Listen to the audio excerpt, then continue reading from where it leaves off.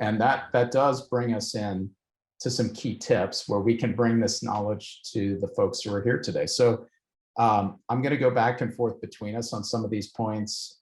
As I expected, we're going to be a little short on time because there's already a fair number of additional questions. But Lynne, over to you on the first one. Shift your perspective on who your customer is.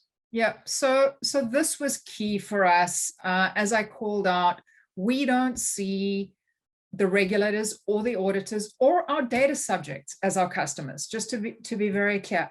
For our privacy program, our customer, at the end of the day, are the people who have to implement the requirements. And we're entirely geared around that. And the other piece of advice to go with that is listen to them. They are far closer to the actual implementation and having to meet those requirements. They know where they're running into challenges. Take that feedback to heart, figure out how you can adjust to better support them. That's great. And then Sameer, I mean, there's a lot for us to discuss. So let's come through this. I want to make sure we get at least a quick walkthrough. So Sameer, leverage and build off existing tools and programs. I think as Lynne and I both kind of mentioned is, trying to understand exactly what is being done in each of these areas across these kind of the three what we'll call silos.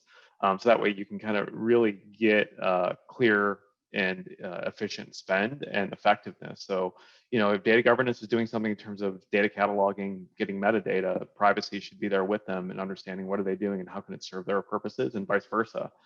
So kind of whoever's out that gate, start to understand what are those processes, what are the tools that exist. Yeah, totally agree. I have number 3. So establish a common vocabulary, goals, and KPIs with the data governance team. If you have, and it might be the data governance team, it might be your IT team, but we have found a lot of benefit in making sure that there's a written and a sort of meeting of the minds between what the two teams are actually trying to accomplish.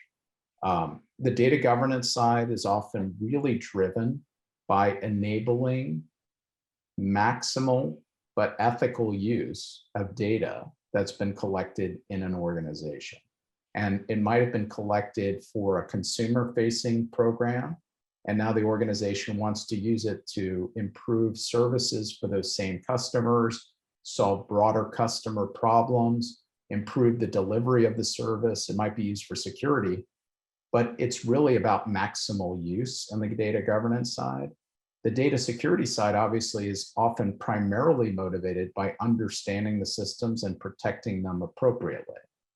Privacy, some of the goals from data privacy teams aren't totally well understood by governance teams and IT. We see the miscommunications all the time. So if there are written understandings of here are what we're trying to accomplish and here are our KPIs, it can really accelerate things. And as I mentioned, we see a lot of disconnects between what is a data catalog, what is data lineage, what is an asset inventory, and making sure people have a common understanding of those different elements can be critical. And that takes us into focus on solving the actual problem in front of you.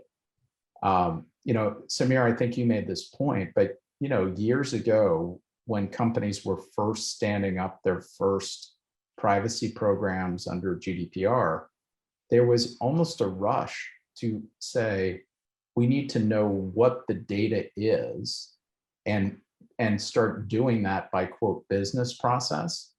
And often there were pretty significant data discovery exercises. That means often going into big unstructured data stores and spending on scanning and trying to do data discovery in structured data systems, for example, which could be valuable, but might not be valuable depending on what you're trying to achieve.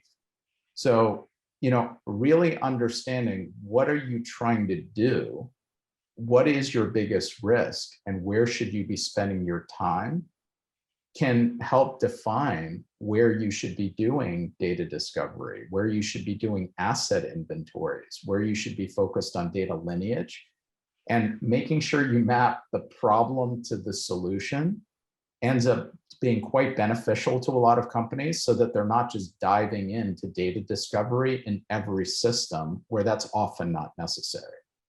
Back to having technical people on your privacy team. Lynn? Yeah, so while we haven't explicitly called this out, you will see from a lot of the solutioning that we're talking about, it makes a lot of sense to have technical solution-focused people in your privacy team, as opposed to a team that is purely compliance or legal.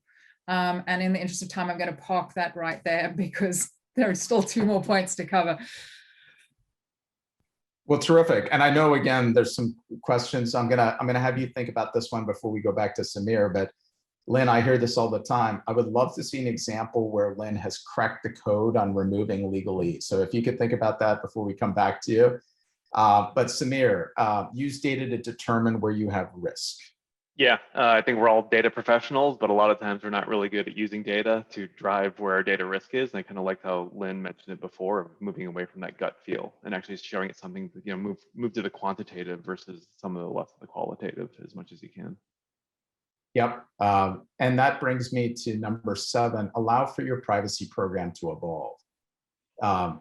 There is nothing wrong with starting with manual collection of the data, manual collection and production of the reporting, because it gives you some baseline understanding of what is it you need to report on and what are the insights that matter to you as an organization.